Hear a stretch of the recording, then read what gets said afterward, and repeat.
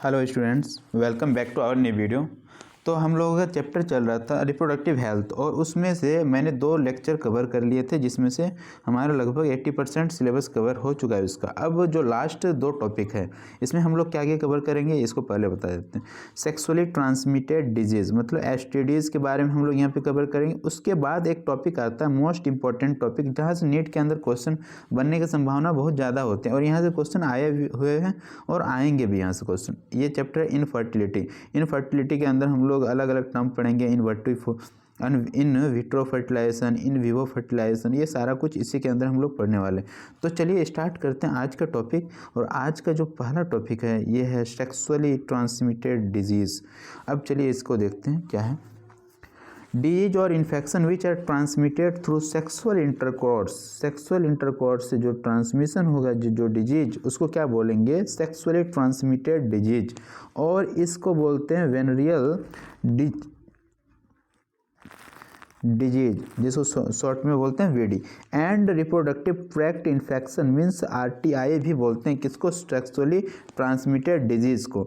इसके अंदर आता है जैसे अपना gonorrhoea, syphilis, genital herpes, chlamydiasis, genital warts, trichomoniasis and hepatitis B और and of course most of discussed infectious in the recent year. ये सारा जो है ये सब क्या है? एसटीडीज़ के अंदर आता है। अब यहाँ पे हम लोग अगर बात करें यहाँ पे,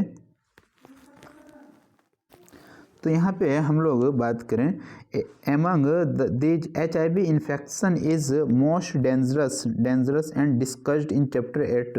चैप्टर 8 के अंदर हम लोग पूरा इसके बारे में पढ़ते हैं, ये एड्स के बारे में। एड्स किससे फैलता है? HIV के इन्फेक्शन से। Some of these infections like hepatitis B, HIV can be transmitted by sharing of injection needle को शेयरिंग करने से ये फैल सकता है। कौन कौन? हेपेटाइटिस बी और HIV, या फिर surgical instrument ETC, surgical instrument जो होता है उससे भी हमारा ये फैल सकता है। कौन कौन सा डिजीज? हेपेटाइटिस बी और HIV। अब यहाँ ETC विथ इन्फेक्टेड पर्सन, और इन्फेक्टेड पर्सन का अगर हम यहाँ पे सर्जिकल इंस्ट्रूमेंट या फिर शेयरिंग ऑफ इंजेक्टेड नीडल अगर करेंगे तो उससे फैल सकता है, या फिर ट्रांसफ्यूज़न से भी फैल सकता है। Transfusion of blood from an infected mother to the foetus. और ये दोनों जो डिजीज है इसका ये फैलने का चांसेस, इन्फेक्टेड जो अगर मदर इन्फेक्टेड है तो उसके फीटस में भी जा सकता है ये सब डिजीज। उसके बाद यहाँ पे दिया है except for hepatitis B, genital warts, HIV and HIV infection, other diseases are completely curable if detected early stage and treated properly। इसका मतलब क्या है? जो STDs है ये 2-3 ये जो डिजीज है जैसे हेपेटाइटिस बी हो गया, genital herpes and HIV infection means AIDS, ये सब को छोड़ के जितना भी डिजीज STDs होते हैं, अगर हम लोग उसको अर्ली स्टेज में हम लोग पता चल जाता है तो इसको क्या कर सकते हैं? प्रॉपरली क्योर कर सकते हैं। यहाँ पे अब आगे दिया हुआ है early symptoms of most of these are minor and including.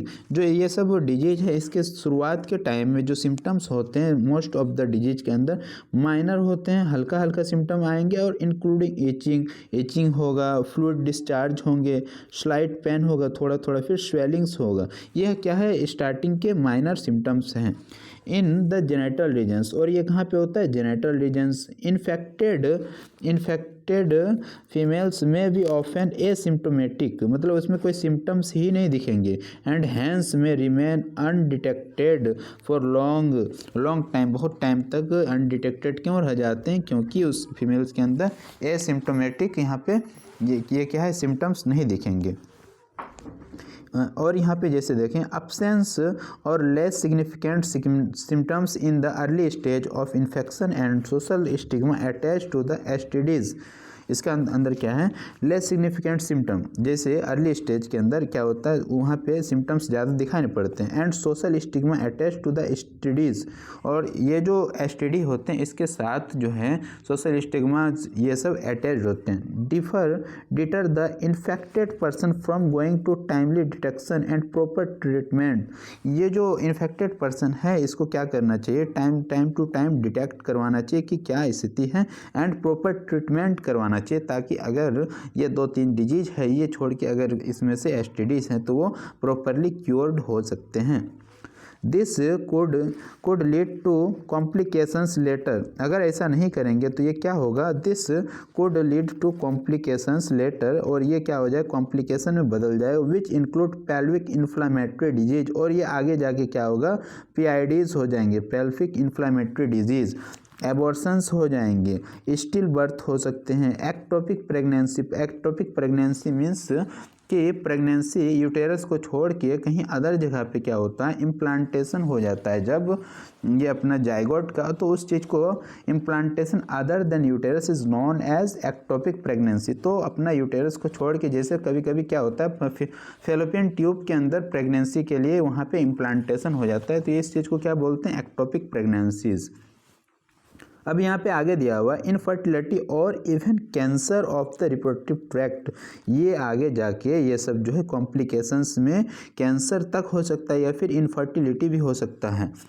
STDs are major threat to the healthy society. ये थ्रेट टू हेल्दी सोसाइटी का ये थ्रेट है क्या, मेजरली। और फिर देयर फॉर प्रिवेंशन और early detection and cure of this disease are given prime consideration under the reproductive health care programme. ये जो एक प्रोग्राम चलता है रिप्रोडक्टिव हेल्थ केयर प्रोग्राम, इसके अंदर हम लोग क्या करते हैं कि अर्ली डिटेक्शन करवा लेते हैं या फिर प्रिवेंशन करने के लिए बोला जाता है। यही क्या है, डिजीज का क्योर का गिवन प्राइम कंसिडरेशन है। हम लोग ये जो एक प्रोग्राम चलता है रिप्रोडक्टिव हेल्थ केयर प्रोग्राम, इसके अंदर क्या कराते हैं, डिजीज को अर्ली स्टेज में डिटेक्ट करवा लेते हैं या फिर प्रिवेंशन करने के लिए, उससे बचने के लिए को बोला जाता है। फिर cure of disease are given prime consideration, starting के दिनों में ही। फिर यहाँ पे दिया हुआ है था all person are vulnerable to these infection. जितने पर्सनस होते हैं ये सब वनरेबल होते हैं किससे, इस टाइप के इन्फेक्शन से। Their incidences are reported to be very high among persons in the age of 15 to 24 years. और ये जो इन्फेक्शंस होते हैं इसका जो ये है इंसिडेंस रेट है होने का, ये सबसे ज़्यादा किस एज के ग्रुप में पाया जाता है, 15 to 24 ईयर्स के एज के ग्रुप में। The age group to which you also belong, जिसमें हम लोग भी इस चीज़ में बताया जा रहा है कि आते हो। फिर यहाँ डोंट पैनिक नहीं होना है, prevention is in your hand, आपके हाथ में आप प्रिवेंशन है, इसलिए पैनिक नहीं होना है। You could be free of this infection if you follow the simple principles given below. अगर आप कुछ सिंपल प्रिंसिपल्स को अगर आप ये करते हैं, फॉलो करते हैं, तो आप ये सारे डिजीज से फ्री हो सकते हैं। जैसे पहला क्या है, पहला avoid sex with unknown partner या मल्टीपल पार्टनर। अवॉइड करना है सेक्स किसके साथ, मल्टीपल, जो अननोन पार्टनर है जिसको आप जानते नहीं हैं, तो उसके साथ सेक्स ये करना क्या है, अवॉइड, या फिर मल्टीपल पार्टनर्स के साथ सेक्स नहीं करना है, सेक्सुअल इंटरकोर्स नहीं करना। उसके बाद यहाँ पे है second, always use condom during quarters के दौरान हमेशा क्या करना है, कॉन्डोम्स का यूज करना है, जो कि हमको STDs से प्रिवेंशन करेगा, बचाएगा। उसके बाद यहाँ पे थर्ड चीज़ दिया है इसके, इन केस ऑफ डाउट, अगर आपको डाउट है तो go to qualified doctor for early detection and get complete treatment if diagnosed with disease. अगर किसी को अगर डाउट है कि हाँ इसको मतलब जो ये फीमेल पार्टनर था या मेल पार्टनर जो ये सेक्सुअल इंटरकॉर्स हुआ इसमें अगर सस्पेक्टेड है, तो वहाँ पे क्या करना है कि आपको एक क्वालिफाइड डॉक्टर के पास जाके उसका अर्ली डिटेक्शन करवाना है और उसका कंप्लीट ट्रीटमेंट करवाना है, ताकि वो आगे जाके ज़्यादा कॉम्प्लिकेशंस में ना कन्वर्ट हो जाए। अब यहाँ पे आता है एक टॉपिक, इनफर्टिलिटी। इनफर्टिलिटी क्या है, ये मोस्ट इम्पॉर्टेंट टॉपिक है इस चैप्टर का, क्योंकि यहाँ से नीट के अंदर क्वेश्चंस अच्छे खासे बनते हैं। अब देखिए यहाँ पे दिया है, a discussion on reproductive health is incomplete without a mention of infertility. अगर हम इनफर्टिलिटी का डिस्कस नहीं करें, इसका मेंशन नहीं करें, तो रिप्रोडक्टिव हेल्थ का नॉलेज या जो डिस्कशन है इनकम्प्लीट है।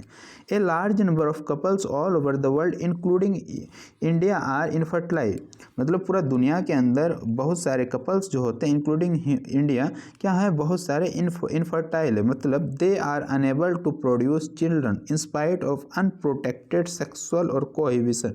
ये क्या है, अनेबल टू प्रोड्यूस, मतलब प्रोड्यूस नहीं कर सकते हैं चिल्ड्रंस को, जबकि अनप्रोटेक्टेड सेक्सुअल इंटरकोर्स करने के बाद भी the reason for this would be may physical, और इसका क्या रीजन हो सकता है, मैनी फिजिकल, कंजेनाइटल मतलब ये आपका जाके बर्थ से हो, या फिर डिजीज, किसी डिजीज के कारण हो सकता है, फिर किसी ड्रग के साइड इफेक्ट से हो सकता है, या फिर इम्यूनोलॉजिकल और इवन फिजियोलॉजिकल, ये सारा रीजन्स के कारण वो इनफर्टाइल हो सकते हैं। इसका बहुत सारे रीजन है इनफर्टिलिटी का, तो ये कुछ मेन रीजन्स हैं, जैसे फिजिकल, कंजेनाइटल डिजीज हो सकता है, ड्रग्स का वो सेवन करता हो, या फिर इम्यूनोलॉजिकल और इवन फिजियोलॉजिकल फैक्टर्स हैं जो कि इनफर्टाइल करने में मदद करते हैं।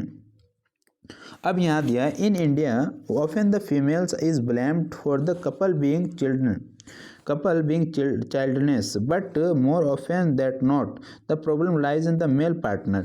इंडिया के अंदर क्या होता है, फीमेल्स को ब्लेम किया जाता है कि अगर किसी मतलब कपल्स के ये नहीं है, चाइल्ड नहीं, तो उसके लिए ब्लेम किया जाता है इंडिया के अंदर मैक्सिमम जो ये रूरल एरिया होते हैं वहाँ पे फीमेल्स को, कि इसके ही कारण क्या है, बच्चा नहीं है या चाइल्ड नहीं है, जो कि ये नहीं सही है। But more often that is not, ये नहीं सही है। रीजन किस में होता है, problem lies in male partner, problem किसके साथ होता है, मेल पार्टनर के साथ जनरली होता है। Specialised health care unit, infertility clinics etc could help in diagnosis and corrective treatment of some of these disorders, enable these couples to have children। ये ऐसा नहीं कि इसका कोई ये नहीं है, इस चीज़ का इलाज नहीं है। तो इसके लिए आपको क्या करना है कि इंडिया के अंदर बहुत स्पेशलाइज्ड हेल्थ केयर हैं यूनिट्स, इनफर्टिलिटी की क्लिनिक्स, वहाँ पे जाना है और डायग्नोसिस करवाना है, और इसका करेक्टिव ट्रीटमेंट, उस चीज़ को करेक्ट कर दिया जाता है ताकि जो ये डिसऑर्डर्स है उसको ख़त्म करके आप क्या वो कपल्स क्या कर सके, चिल्ड्रंस को गेन कर सके, है ना। उसके बाद यहाँ पे दिया however where such corrective are not possible, जब ये पॉसिबल नहीं होता है, the couples could be assisted to be children through certain special technique. अगर ये सारा ये इनफर्टिलिटी क्लिनिक्स में भी जाके अगर वो चीज़ पॉसिबल नहीं होता है, तो कुछ टेक्निक्स हैं, स्पेशल टेक्निक्स, जिसको करके आप क्या कर सकते हैं, यहाँ पे चाइल्ड को ये बर्थ करवा सकते हैं, commonly known as assisted reproductive technology. और इस चीज़ को क्या बोलेंगे, असिस्टेड रिप्रोडक्टिव टेक्नोलॉजी, और इसी चीज़ को शॉर्ट में ART भी बोलते हैं। इसके अंदर देखिए हम लोग आगे बात करते हैं in vitro fertilisation. In vitro fertilisation के अंदर क्या होता है, IVF fertilisation outside the body in almost similar condition as that in the body. In vitro fertilisation के अंदर हम लोग क्या करेंगे कि ये जो फर्टिलाइजेशन कराएंगे outside the body, in vitro के अंदर आउटसाइड द बॉडी करवाएंगे फर्टिलाइजेशन, लेकिन जो कंडीशन रहेगा फर्टिलाइजेशन का वो सेम लाइक दैट जो हमारा बॉडी के अंदर है वैसा ही कंडीशन उस चीज को दिया जाएगा। Followed by embryo transfer in one of the such method. और इसमें क्या कर सकते हैं, या तो हम लोग एम्ब्रियो ट्रांसफ़र करवा सकते हैं इन दिस मेथड। इसके अंदर क्या करते हैं, एम्ब्रियो ट्रांसफ़र मेथड के अंदर, in this method popularly known as test tube baby programme. और इस प्रोग्राम को हम लोग कॉमनली या पॉपुलरली जाना जाता है टेस्ट ट्यूब बेबी प्रोग्राम। ओवा फ्रॉम वाइफ या डोनर फीमेल क्या करते हैं कि ओवा क्या करते हैं, ओवम को फीमेल से क्या कर लेते हैं, कलेक्ट कर लेते हैं। स्पर्म फ्रॉम द हस्बैंड या donor male are collected and are induced to form zygote under simulated condition in the laboratory. क्या करते हैं इसके अंदर, मेल जो पार्टनर होता है, जो हस्बैंड होता है या डोनर होता है, उससे क्या कर लेते हैं, स्पर्म को कलेक्ट कर लेते हैं, और फीमेल जो होती है, वाइफ होती है या डोनर, उससे क्या करते हैं, ओवा को कलेक्ट कर लेते हैं। दोनों का ओवा और स्पर्म को कलेक्ट करके इन लेबोरेटरी में क्या करते हैं, सिमिलर कंडीशन देते हैं जैसा कि फेलोपियन ट्यूब में फर्टिलाइजेशन के लिए होता है। और यहाँ पे क्या करवाते हैं, फर्टिलाइजेशन करवाते हैं। देखिए यहाँ पे The zygote early embryo with up to 8 blastomeres could be transferred into the fallopian tube। और यहाँ पे जो ये बना है जाइगोट बना है, अगर हम लोग इस जाइगोट को, इस एम्ब्रियो को अर्ली स्टेज में मतलब 8 ब्लास्टोमियर्स तक अगर हम लोग ट्रांसफ़र करवा देते हैं फेलोपियन ट्यूब के अंदर, तो इस टेक्निक को बोलते हैं zygote intrafallopian transfer. Zygote intrafallopian transfer, क्योंकि जाइगोट को ये ट्रांसफ़र कर रहे हैं, इंट्रा मतलब बॉडी के अंदर, फेलोपियन मतलब जो फेलोपियन ट्यूब है वहाँ पे हम लोग करा रहे हैं ट्रांसफ़र, इसलिए इस मेथड को बोलते हैं zygote intrafallopian transfer. And embryo with more than 8 blastomeres, और अगर एम्ब्रियो 8 ब्लास्टोमियर्स से ज़्यादा हो चुका है तो इसको क्या करें, इनटू द यूटेरस, इसको यूटेरस में हम लोग ट्रांसफ़र कर देते हैं। और इस चीज़ को, इस मेथड को क्या बोलते हैं, intra uterine transfer to complete its further development. जो ये अपना 8 से ऊपर ज़्यादा मोर देन 8 ब्लास्टोमियर्स का जो जाइगोट है, इसको क्या करेंगे हम लोग यूटेरस के अंदर ट्रांसफ़र कर देंगे, और वो जो आगे का प्रोसेस है वो वहाँ पे आगे का प्रोसेस होते जाएगा। उसके बाद यहाँ पे दिया हुआ है कि एम्ब्रियो को हम लोग कहाँ पे ये कर दे रहे हैं, ये यूटेरस के अंदर। इसलिए जो एम्ब्रियो है ये अपना 8 से ज़्यादा ब्लास्टोमियर्स का, उसको यूटेरस के अंदर ये कर दे रहे हैं, इसलिए इस चीज़ को बोलते हैं intra uterine transfer to complete its further development. अब देखिए, embryo formed by in vivo fertilisation या fusion of gametes with in the female also could be used for transfer to assist those female who cannot conceive। मतलब क्या हो रहा है, कोई females है, उस फीमेल्स के अंदर जाइगोट तो बन जा रहा है, जाइगोट बन जा रहा है, एम्ब्रियो बन जा रहा है, लेकिन क्या हो रहा है, उसमें कंसीव नहीं हो रहा है, मतलब इम्प्लांटेशन नहीं हो पा रहा है अच्छे से, या कोई उसमें कुछ भी मतलब कारण से वहाँ पे कंसीव नहीं हो पा रहा है। तो हम लोग ऐसे फीमेल से क्या करेंगे, उससे एम्ब्रियो को कलेक्ट कर लेंगे, और कलेक्ट करके उस चीज़ को क्या करेंगे, कहीं पे अदर जगह पे उस चीज़ को फर्दर डेवलपमेंट के लिए यूज करेंगे। तो इस चीज़ को, लेकिन हाँ, इसमें क्या करेंगे, इन विवो फर्टिलाइजेशन क्यों बोल रहे हैं, क्योंकि अब जो फर्टिलाइजेशन होगा वो कहाँ पे होगा, विद इन द फीमेल। यहाँ पे embryo formed by in vivo fertilisation fusion of gametes with in the female. और ये इन विट्रो में क्या कर रहे थे, अपना बॉडी के बाहर लेबोरेटरी के अंदर हम लोग यहाँ पे क्या करा रहे थे, फर्टिलाइजेशन, इसलिए उस चीज़ को इन विट्रो बोल रहे थे। अब इन विवो बोल रहे हैं क्योंकि ये फीमेल्स के बॉडी में कराते हैं। This could be use to transfer such transfer to assist those female who can not conceive. अब यहाँ पे आगे दिया, इसी के बारे में थोड़ा सा आगे देखते हैं। Transfer of an ovum collected from donor into the fallopian tube of, हम लोग क्या करेंगे, किसी एक जो फीमेल है उससे क्या करेंगे, ओवम का ये कर लेंगे, ओवम कलेक्ट कर लिए फ्रॉम द डोनर से, और क्या करें, इनटू द फेलोपियन, और ट्रांसफॉर्म कर देंगे fallopian tube of another female who can not produce one. और जो कि मतलब ऐसी कोई फीमेल्स है जो ये अपना ओवा को या ओवम को प्रोड्यूस नहीं कर पा रही है, बट उसको क्या चाहिए, बेबी चाहिए, चाइल्ड चाहिए। तो क्या करेंगे, किसी मतलब अदर फीमेल से उससे ओवम को कलेक्ट कर लिया जाएगा, और उसको, क्योंकि वो ओवम क्या है, गैमेट है, उस चीज़ को कलेक्ट करके ट्रांसफॉर्म कर दिया जाता है कहाँ पे, फेलोपियन ट्यूब के अंदर of another female who can not produce one but can provide suitable environment for the fertilization and further development is also another method to attempt। और ये जो फर्दर डेवलपमेंट के लिए कुछ अलग मेथड यूज करेंगे, बट यहाँ पे जो ट्रांसफॉर्म कर रहे हैं ओवम को किसी ये डोनर से लेके फेलोपियन ट्यूब के अंदर, तो इस प्रोसेस को बोलते हैं gamete intra fallopian transfer. Gamete क्यों बोल रहे हैं, क्योंकि ओवम क्या है, गैमेट है, इंट्रा मतलब शरीर के अंदर, फेलोपियन ट्यूब के ही अंदर हम ट्रांसफॉर्म करा रहे हैं, इसलिए फेलोपियन ट्रांसफर बोलते हैं यहाँ पे। अब यहाँ पे देखिए, इंट्रासाइटोप्लाज्मिक स्पर्म इंजेक्शन ICSI, ये एक अलग मेथड है। इसमें क्या करते हैं, is another specialised procedure to form an embryo. ये क्या है, in the laboratory in which a sperm is directly injected into the ovum. यहाँ पे क्या करते हैं, स्पर्म को लेते हैं, स्पर्म को ले लेते हैं यहाँ पे, और डायरेक्टली कहाँ पे करते हैं, हम लोग इंजेक्ट कर देते हैं, कहाँ पे, ये ओवम में हम लोग डायरेक्टली इंजेक्ट कर लेते हैं स्पर्म को, और क्या होता है, साइटोप्लाज्म में वो इंटर कर जाते हैं। देखो, तो इसी चीज़ को क्या बोले हम लोग, इंट्रासाइटोप्लाज्मिक स्पर्म इंजेक्शन। स्पर्म को इंजेक्ट कर रहे हैं कहाँ पे, फीमेल के ओवम में, डायरेक्टली इंजेक्शन के द्वारा। In fertility cases either due to inviability of male partner to inseminate to the female और due to very low sperm count in the ejaculates. ये जो इनफर्टिलिटी होता है, इसका क्या क्या कारण हो सकता है, इसका एक तो ये कारण हो सकता है कि मेल पार्टनर जो है इंसेमिनेट नहीं कर पा रहा है, कहाँ पे, फीमेल के पार्टनर में।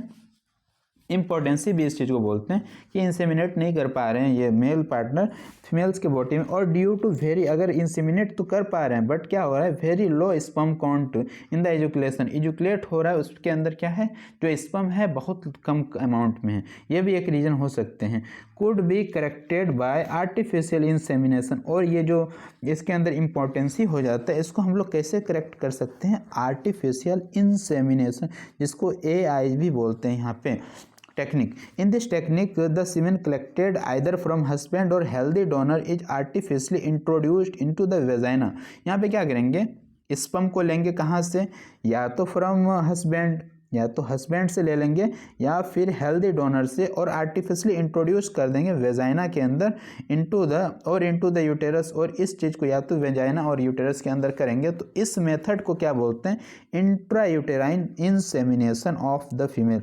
इंसेमिनेशन, क्योंकि फीमेल के अंदर हम लोग इंसेमिनेट करवा रहे हैं ना, और या तो यूटेरस में कराएंगे या तो वेजाइना में करवाएंगे, तो इसलिए इस मेथड क्या बोलते हैं? Intra uterine insemination of the female.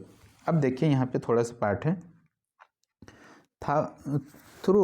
था ऑप्शंस आर मेनी, बहुत सारे options. All these are techniques requires extremely high precision handling by physician specialised professionals and expensive instrument. और ये जितना भी मेथड्स है ये हाईली स्पेशलाइज्ड मतलब डॉक्टर्स करते हैं, और जो इसका इंस्ट्रूमेंट होता है बहुत ही एक्सपेंसिव होता है, क्योंकि ये बहुत बड़ा मेथड से क्या आता है? हाईली एक्सपेंसिव मेथड्स होते हैं instrumentalisation. Therefore this facilities are presently available only in few centers in the country। इसलिए ये सब, क्योंकि ये महंगा होता है और हाईली स्पेशलाइज्ड डॉक्टर करते हैं, इसलिए हमारे कंट्री के अंदर बहुत मतलब स्पेशलिटी बहुत कम जगह, बहुत फ्यू सेंटर्स हैं इंडिया के अंदर। Obviously their benefits is affordable to only a limited number of peoples. और ये जो अपना बेनिफिट्स है ये बड़े बड़े लोग ही करवा सकते हैं, इसीलिए ये भी ज़्यादा लोग करवा नहीं सकते, बहुत कॉस्टली पड़ता है ये चीज़।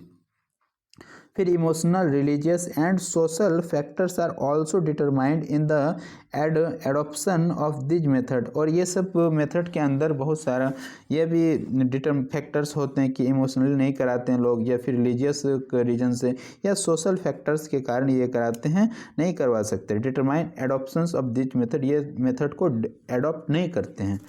Since the ultimate aim of all these procedure is have children. और ये जो हमारा अल्टीमेट इसका एम क्या है? चिल्ड्रन गेन करने का। In India we have so many orphans and destitute children. मतलब इंडिया के अंदर बहुत सारे क्या होते हैं? ऑर्फेंस होते हैं, और क्या होते हैं इसमें? डेस्टिट्यूट चिल्ड्रन, जो कि who would probably not survive till maturity unless take care of, उसका जब तक अच्छे से नहीं देख रेख करें। तो ये सबको भी आप ये कर सकते हैं, अडॉप्ट कर सकते हैं। Our law permit legal adoption, हाँ ये चीज़ दिया है, our law permit legal adoption and it is yet as at one of the best method for couples looking for parenthood. कोई अगर पेरेंट बनना चाह रहा है तो उसके लिए सबसे बेस्ट मेथड क्या होता है कि अडॉप्ट कर ले चाइल्ड को, कहीं ये ऑर्फेंस वगैरह को क्या कर ले? अडॉप्ट कर लिया, या फिर डेस्टिट्यूट चिल्ड्रंस को। तो ये हमारा आज का टॉपिक जो था, 2 टॉपिक को हम लोग कवर करने वाले थे। क्या क्या टॉपिक था हम लोग देखते हैं। सेक्सुअली ट्रांसमिटेड डिजीज़, ये हम लोगों ने कवर किया। इसके बाद इस सेक्सुअली ट्रांसमिटेड डिजीज़ में हम लोगों ने बात किया जैसे गोनोरिया हो गया, सिफिलिस हो गया, जेनिटल हर्पीस, क्लेमाइडियासिस, उसके बाद genital warts, trichomoniasis, hepatitis B, और फिर एड्स। तो ये सारा कुछ क्या है? एसटीडीज है। इसको कैसे ये फैलता है और कैसे इस चीज़ को हम प्रिवेंट कर सकते हैं, कैसे ट्रीट कर सकते हैं, ये सब हम लोगों ने पढ़ा। उसके बाद यहाँ पे देखें इनफर्टिलिटी के अंदर चाइल्ड किसी ये कपल्स को नहीं हो रहा था, तो हम लोग चाइल्ड गेन करने का अलग अलग मेथड्स को हम लोग पढ़ें। तो ये इस चैप्टर का लास्ट टॉपिक था। तो हमारा ये चैप्टर कंप्लीट हो गया एनसीईआरटी, और थोड़ा थोड़ा बाहर से भी हम लोगों ने करा दिया, ताकि नीट के अंदर जितना भी क्वेश्चंस आए वो सारा कुछ कवर हो सके। तो आप लेक्चर्स को देखिए, और कहीं भी डाउट होता है लेक्चर्स के अंदर, वीडियो के अंदर, तो आप कमेंट सेक्शन में बोल सकते हैं। और अगर आपको पसंद आता है वीडियोज़ तो आप चैनल को सब्सक्राइब कर सकते हैं, लाइक कर सकते हैं, अपने फ्रेंड्स के साथ शेयर कर सकते हैं। तब तक के लिए अच्छे से पढ़ते रहें। All the very best.